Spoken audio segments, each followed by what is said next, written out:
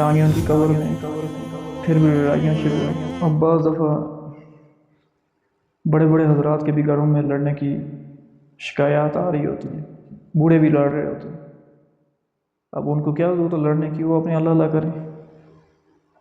टांगें उनकी कवर में, फिर भी लड़ाइयाँ शुरू हुई, फिर गालम गलोच शुरू हुई और बाहर तक आवाज़ें आ रही होती हैं घरों से।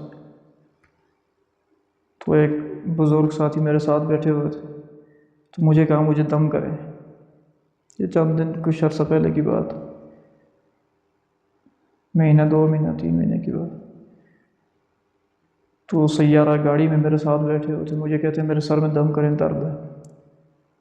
तो खुद ही साथ उन्होंने बताया कि जब मैं घर पहुँचता हूँ तो मेरी बीवी मुझसे लड़ना शुरू हो जाती है।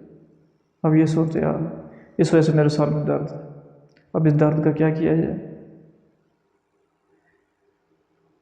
बिला वजह किसी को तकलीफ़ पहुँचाना, हर वक्त तकलीफ़ में रखना, हर वक्त बुरी बातें करते रहना। तो आपस में प्यार मोहब्बत से रहना चाहिए।